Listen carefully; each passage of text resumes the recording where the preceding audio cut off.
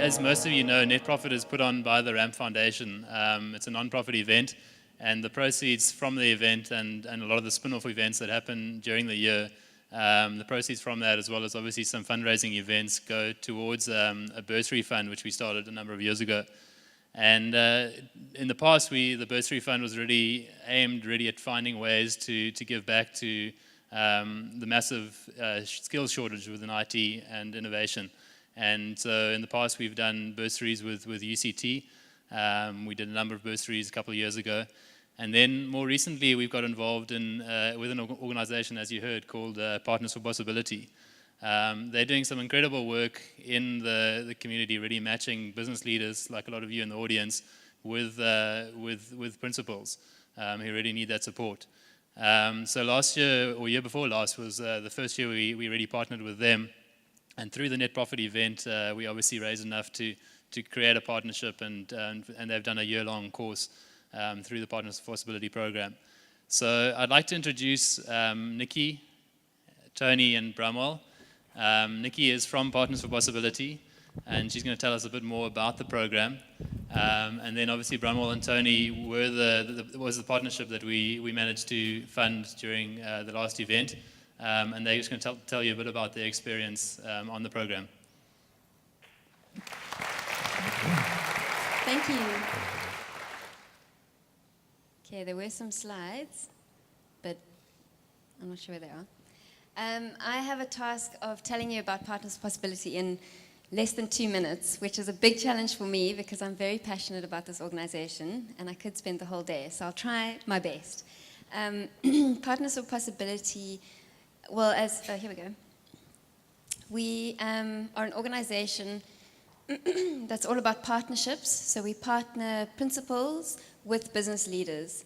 As you know, in our country, we have a huge challenge with our education. I thought the slide was quite powerful. What it shows us is, in our country, and this is the World Economic Forum of Global Competitiveness, we fare really well when it comes to business. And when we look at the numbers, and I don't know if you can see those numbers, but the strength of our auditing and reporting standards, we're number one when it comes in comparison to other countries. And this is 150 countries we're looking at. When it comes to our education results, we're number 146 out of 150 overall, and 148 out of 150 for maths and science. And I think that's very sad if you look at the drastic comparison. So really the challenge is about how do we address this, and how do we use the skills that we have. And I just have heard such amazing stories this morning of incredible talent. So how do we take that to our education in our country? If we look at in our country, there are about 20% of the schools that are doing really well and functioning brilliantly. That's about 5,000 schools. About 80% are underperforming. So that's 20,000 schools that really do need support. And what we've seen in terms of support is that when principals are supported and have the structures and networks around them, they can kind of get enthused and really support that school, the teachers, the parents, the students, and in turn, the community around them. And that's really the heart of what we're doing, is empowering the principals to empower communities. How do we transform schools? One school at a time. What is exciting, and this is the process of what we're doing, we started with one school in 2010, and now we're working with 405 schools across the country, which is amazing. And that's not only, it's schools, principals, and obviously 405 communities. So you can imagine the impact that has. So I'm really excited about this. I could tell you so much more, but what is amazing is that we've got the partnership here, which Net Profit, the Bursary Foundation, or the Bursary Fund, sponsored this partnership of Tony and Bramwell. And they've gone through a year-long leadership program together. And I think what's wonderful, and I'll stop talking because they will tell you their story of what they've done, what they've achieved, and what they've got out of their partnership. So thank you. Thanks, Nikki. Thank you. Just a little bit of background on the school. Norma Primary is in Athlone. It's a school of long standing, but the demographics of the school have changed enormously of late. It's moved from being a community school, which drew on the local community living around it, to a commuter school. Most of the kids that come into the school today come in from the township areas.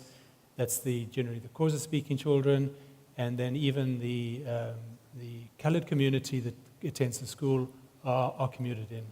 That provides huge challenges for us because not only because of trying to organize after-school activities and trying to get parents to various events. So that's a big challenge. The second big challenge is that those two sets of students generally come from home bases that speak either Xhosa or Afrikaans. And the medium of education in the school is, in fact, English. So it's a huge challenge for these primary kids who arrive not even being able to speak the language that they're being taught in, let alone trying to understand the concepts.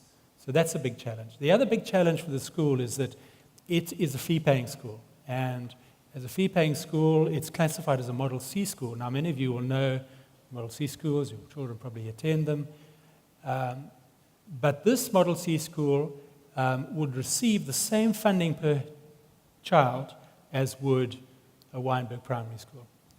Now, that's a big problem because here's a school whose parents really can't afford very high fees, and as a result, you have to set your fees accordingly. And so it's a huge challenge to run the school on a financial basis and put programs in to develop the school.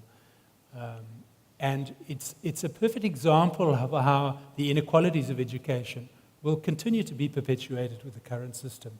So I think it's programs like this that can really try and change it. Now, the reason that I got involved in the program, I was getting to the twilight years of my business career.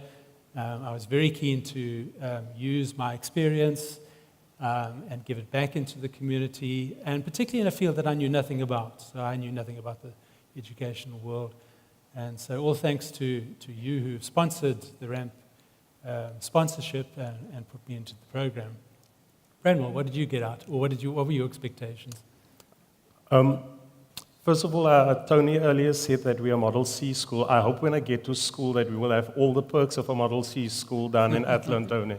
What I think he should have said was we are Quintile 5 school, and Quintile 5 schools get the same government support financially as our schools in the more affluent, leafy suburbs. For me personally, there's a saying that say that if you do things always the same, you're going to get the same results. And for me, being a principal in a typical township school where there is no real money for professional development and develop me as a leader, I had to go out and find opportunity to capacitate and improve my skills. And thank for the network of Net Profit and the RAM Foundation, I can say I'm a proud graduate from the Partners for Possibility group, which means in this program, with a mentor like Tony, he started twigging my mind, asking me the questions. When Tony used to walk into my office on any day, many times, the medical term chotoma, when you have that blind spot, many of us create that blind spot. You have some of those. You have the solutions within your hand. Sometimes you have the solutions at your school. And what Tony many times did is he would just come in, ask questions, do the typical peer coaching 101 and with me, and later on lead me to find the answers and solutions for things there. But for me, first of all, the programs that we were offered, the training program, made me a bit more skillful in terms of how I deal with my parents, how I deal with partners out in the community with different organizations. We actually draw people to our school. And I can tell you, I've grown over these years. My consulting skills, if I just look at the different organizations currently working with the school, have increased far better. And I must say that is because you guys invested when the call was made a couple of years ago that we want to support schools. Secondly, what I must say in terms of things that we work through, Tony and I work through, because our parents is not, the community is rephrased. So previously community was those that live immediately around your school. Currently, our community comes as far as previous speaker that said that he was, or one of our previous, come from Kailicha, as far as Kailicha to Athlone, which is 21 kilometers away from our school. That is how far our communities stretch. And because of the quality of education that we always want to give at our school, more and more of our communities knock on our doors for that. So one of our issues was, how do we get our parents there? And number one, with our process, we find that we could get more parents there, and we could actually have a governing body that is capacitated. And I must tell you, which is unheard of, the first time at our school, at a Cape Flats school, a township school, we had a budget drawn up solely by a parent. And for us, that was big. The second thing that I just want to mention to you, with the assistance with RAMP and also them sponsoring, giving us free Wi-Fi, as also one of our speakers said, we could give our kids at our school more access.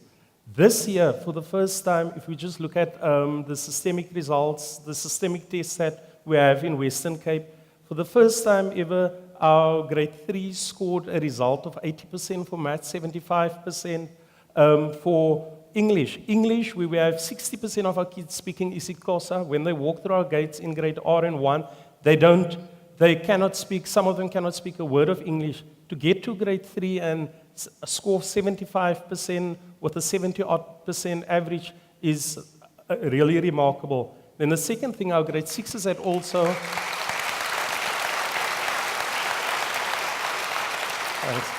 Our grade 6s had also wrote for mathematics, they score 68% and 65% for English.